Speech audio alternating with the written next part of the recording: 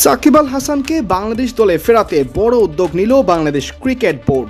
সরকারের কাছে সাবেক এই অধিনায়কের আইনি মামলা সম্পর্কিত নথি জমা দিয়েছে বিসিবি, আর তাতে বাংলাদেশে ফেরার পথ আরও সুগম হয়েছে সাকিবের, এমন দাবি ক্রিকেট বিষয়ক সংবাদ মাধ্যম ক্রিকবাজের। বাংলাদেশ দলের হয়ে সাকিব আল হাসানকে আবারও খেলতে দেখতে অপেক্ষা হয়তো আর খুব বেশি নয়। সরকার প্রস্তুত, বোর্ড প্রস্তুত হচ্ছেন সাকিবও। তবে একটা প্রশ্ন ছিল সবার মনে, 2024 সালের 5 আগস্টের পর সাকিবের নামে যে মামলা হয়েছে এর নিষ্পত্তি হবে কিভাবে? সরকার থেকে অবশ্য ইতোমধ্যে সবুজ সংকেত মিলেছে। নতুন যুব ও ক্রীড়া প্রতিমন্ত্রী আমিনুল হক নিজের খেলোয়াড়ি জীবন শেষে হয়েছিলেন রাজনৈতিক প্রতিহিংসার শিকার। সেই পরিস্থিতিতে যেন সাকিবকে পড়তে না হয় তা নিয়ে তিনি সোচ্চার ছিলেন নির্বাচনেরও আগে থেকে।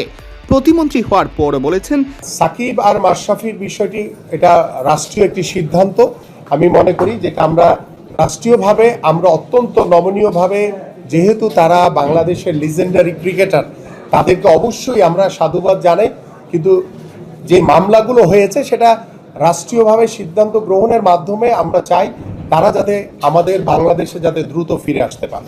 সাম্প্রতিক সাক্ষাৎকারে বিডি ক্রিক টাইমকে সাকিব বলেছিলেন, আমার ইচ্ছা, আমি চাই যে একটা পূর্ণাঙ্গ সিরিজ খেলার পরে অবসর নিব।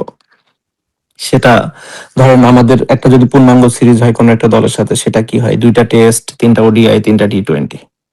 সো ওরকম একটা সিরিজ আমি পুরোটা খেলে, মানে এমন না যে জাস্ট একটা ম্যাচ খেলে অবসর নিয়ে করে ফেললাম, জাস্ট পূর্ণাঙ্গ একটা সিরিজ খেলে পুরোটা অবসর নিলাম 3টা ফরম্যাট থেকে সুন্দর করে, যেটা হচ্ছে আমার ইচ্ছা।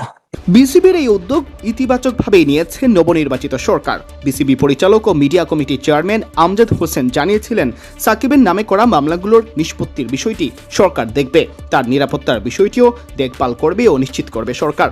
তবে সাকিবকে দলে প্রয়োজন, সরকারের কাছে এই চাহিদার কথা জানানো হয়েছে বিসিবির পক্ষ থেকে। এরই ধারাবাহিকতায় সরকারের কাছে সাবেক এই অধিনায়কের আইনি মামলা সম্পর্কিত নথি জমা দিয়েছে বিসিবি। আগামী মাসেই পাকিস্তানের বিপক্ষে বাংলাদেশের হোম সিরিজ, আর এই সিরিজ দিয়েই হোম কামিং হয়ে যেতে পারে সাবেক এই অধিনায়কের।